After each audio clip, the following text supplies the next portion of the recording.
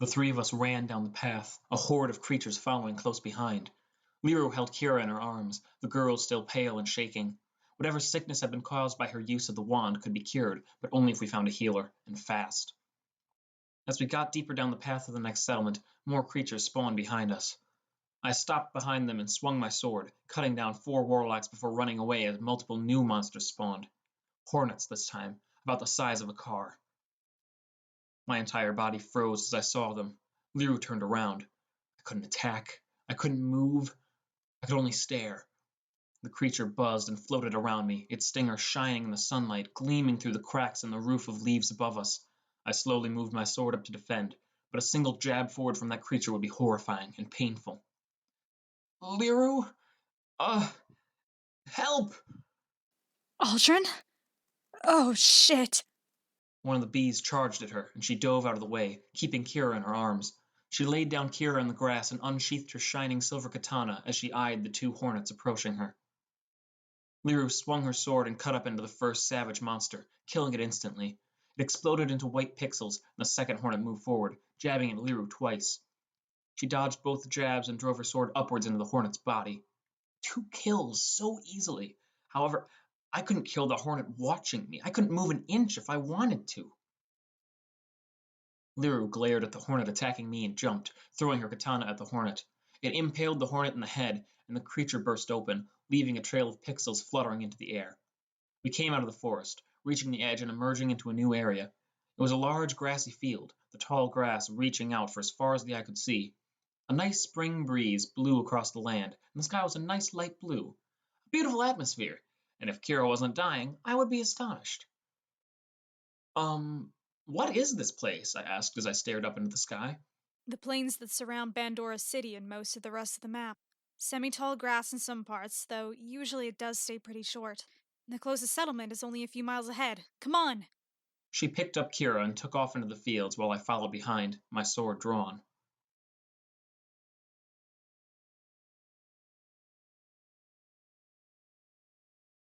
We ran through the fields, and it didn't take long before we found the settlement she was speaking of. Only about 20 minutes out from the forest, giving off a signal via a trail of smoke in the sky. The large wooden sign on the front read Wildband Town, and it seemed to be a very fortified settlement, judging by the mossy cobblestone walls surrounding the town.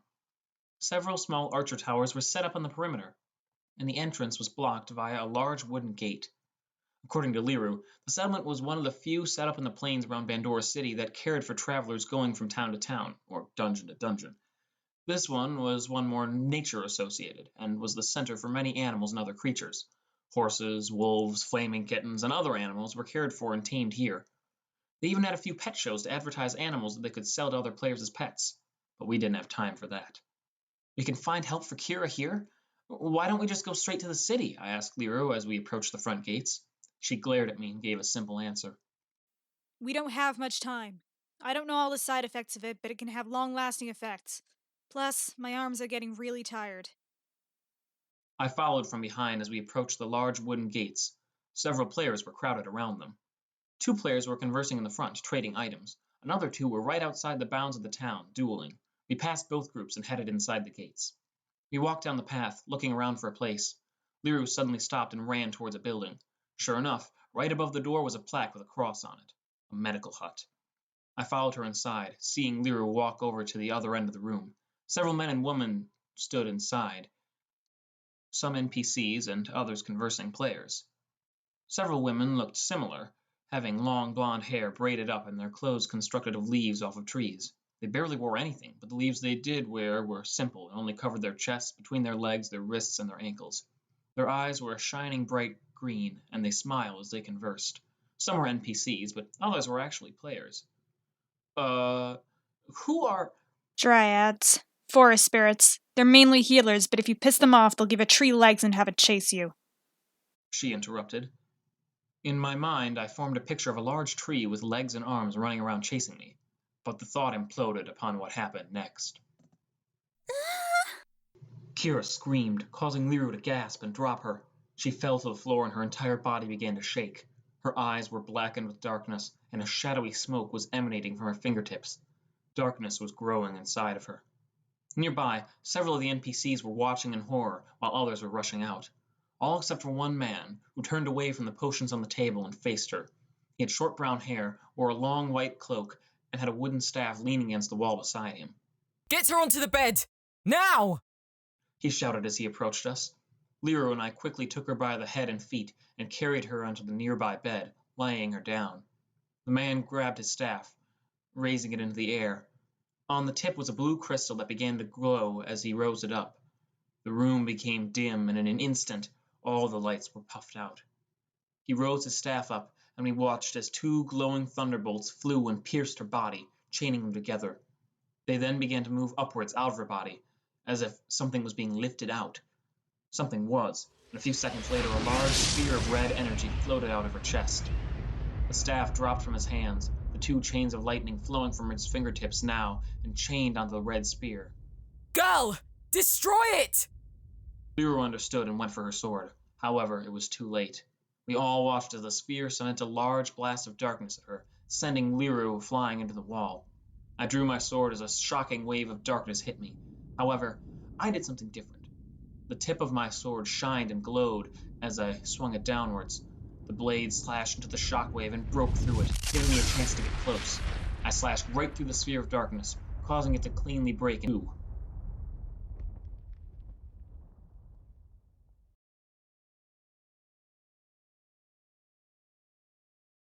Awaken, Aldren. My eyes flickered open, and I had reached towards my bedside table, going for my brown hat. It had all been a dream. I hadn't made any friends. Nothing had ever... Yay! Aldren-kun is awake! Kira jumped onto the bed, sitting on my lap as I laid under the covers.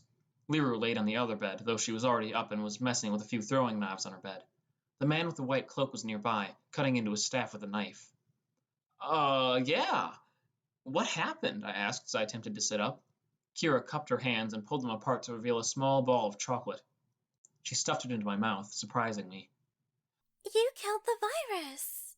You saved me! She said with a sparkle in her eyes. I wanted to say something along the lines of, it was nothing, really, but she stuffed another chocolate ball into my mouth. The man in the white robe walked over. If you hadn't done that before, the virus probably would have either infected one of us and given us a game over, or deleted whatever item caused it. Kira unclipped the master wand from her belt, holding it up. The man's jaw dropped upon sight, and he approached her slowly.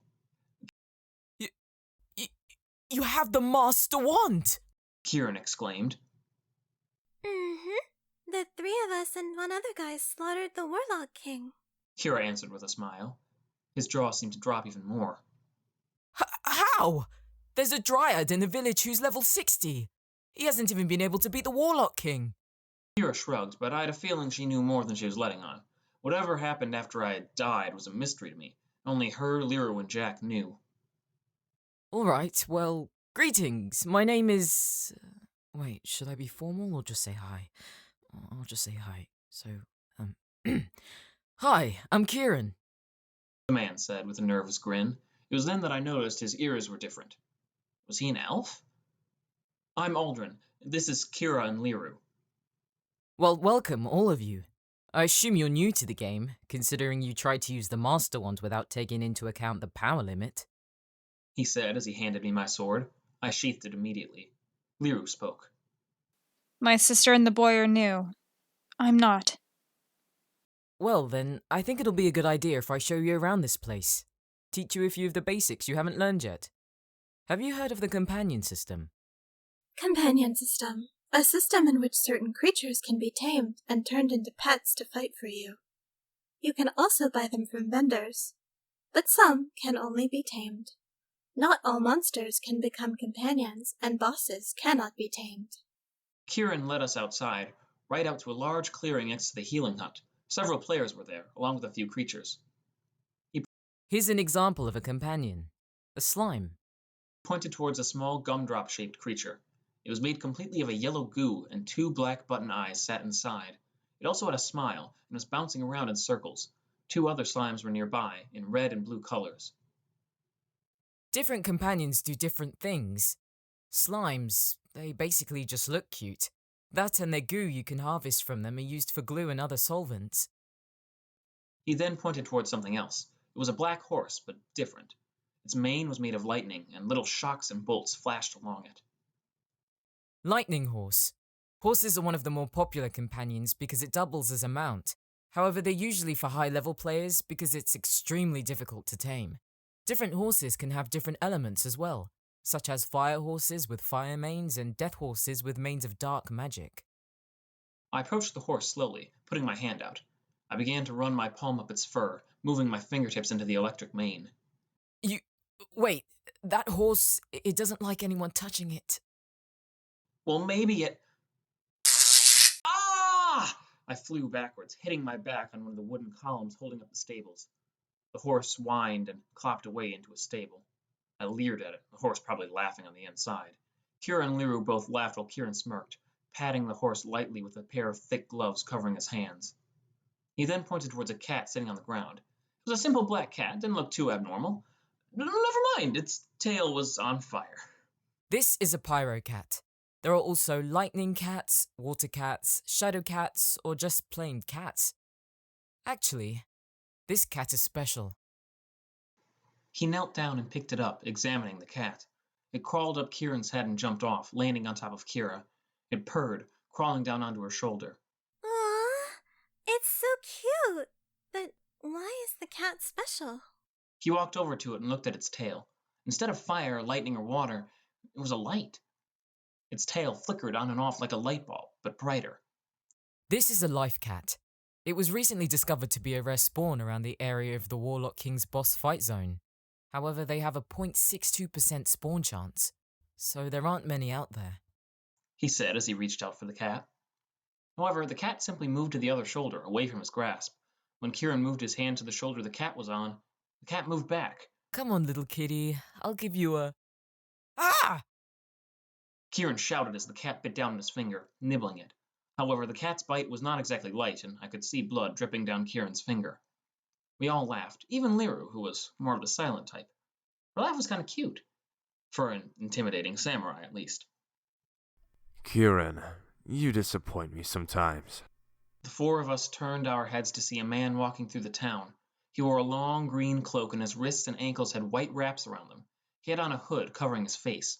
However, even under the hood, all I could see was a black mask. Oh. Hello, Gia. He was holding up a staff in one hand, made of silver and the tips pointed. He stabbed it into the ground, putting his hand out.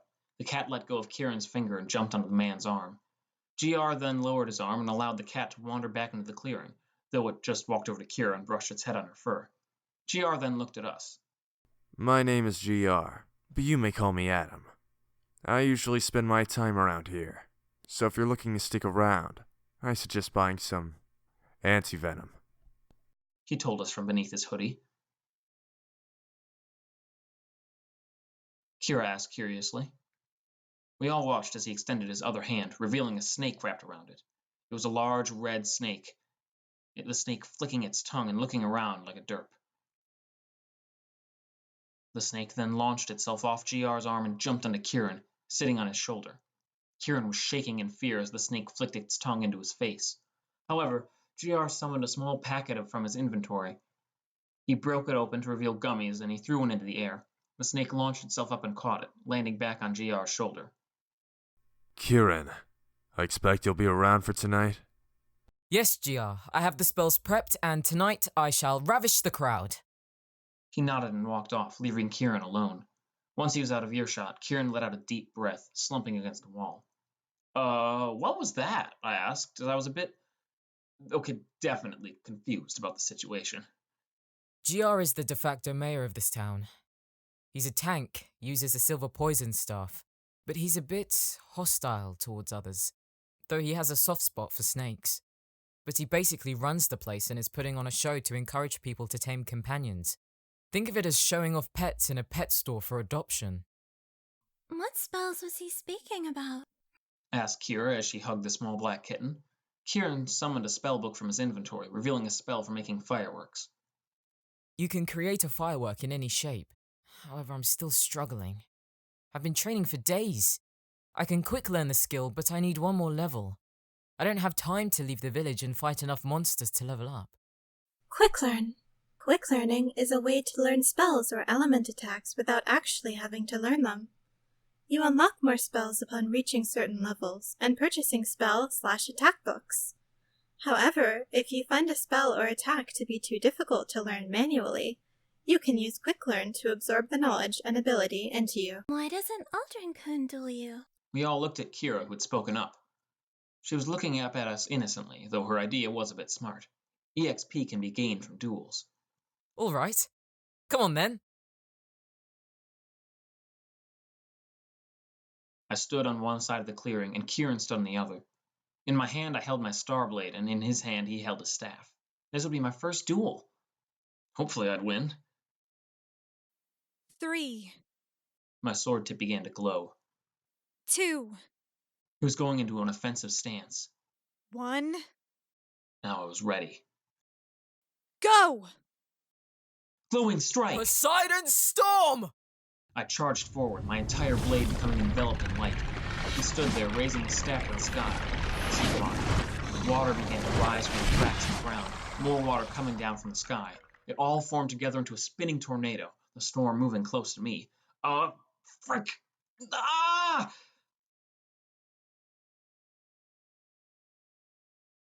Aldren-kun? I turned over, looking up at the adorable face of Kira above me. I looked up, seeing her sitting on my lap. My entire body was wet, my clothes soaked. Kieran was standing nearby, smirking. What's so funny? I asked with a smile. He pointed downwards, and I noticed the bulge sticking out of my pants and poking Kira in the leg.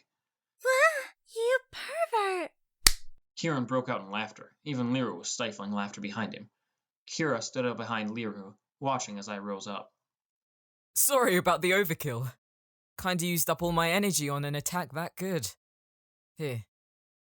Uomu Padasu! My body began to feel warmer and warmer until finally it was heated back up. My clothes were dry as well. So did it work? You get the spell? He nodded, raising up his staff.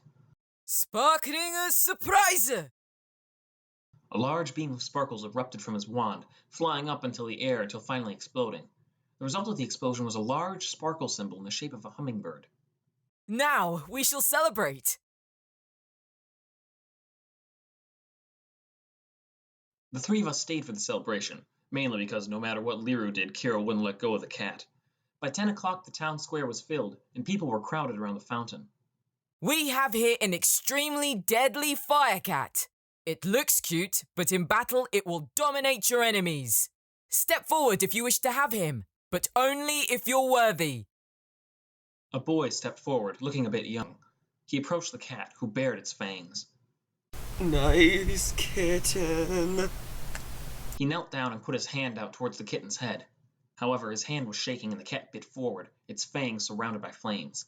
The kid yanked his hand back, but he didn't give up. The boy stopped shaking. He closed his eyes and took a deep breath, putting his hand out to the cat. The cat rubbed his face against the boy's palm, and the crowd gave an aww. Meanwhile, one guy was attempting to tame a dragon, who would only bind to its owner if they managed to deflect its fire attack. So far, 4 people needed to be put out after bursting into flames. Kira was now moving through the crowd, approaching the small black cat that sat upon a large blue crate. You want to tame it? Asked Liru in surprise. Kira nodded, putting her hand out to the cat. The cat just jumped onto Kira's wrist, moving up her arm and onto her shoulder. That's not even taming it. It just likes you. Exclaimed Kieran. Nevertheless, the cat and Kira began to glow, and a rune flashed in front of them before fading away. Well, you are now bonded. You can never leave her, and she can never leave you. Kieran muttered as he sat on a nearby crate. I looked at the cat and realized something. Kieran, what do life cats do? Pyro cats have fire powers, lightning cats can electrocute people, and plain cats are just cats. What do life cats do? He got up and looked into the cat's eyes. He then stepped away. I have absolutely no idea. What? The cat's eyes darted around as it sat on Kira's shoulder, and its tail began to light up. Kieran spoke.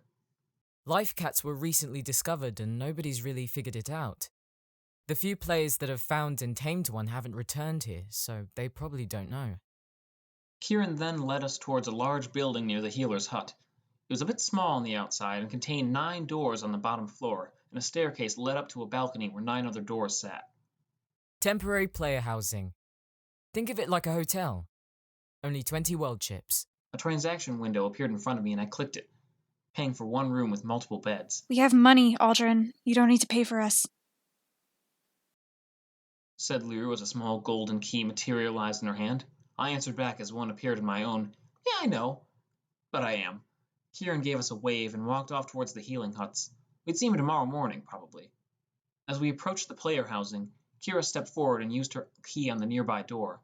The lock clicked, and the key disappeared in the lock, the door creaking open. We came in, entering a small room. It contained 2 nearby beds, separated from a third by a Japanese-style divider with a large rose sewed into the fabric. Kira jumped onto one, the cat landing on the bed next to her. Liru plopped down on the other bed, beginning to undress a bit into a different outfit. I walked past the divider, taking the final bed.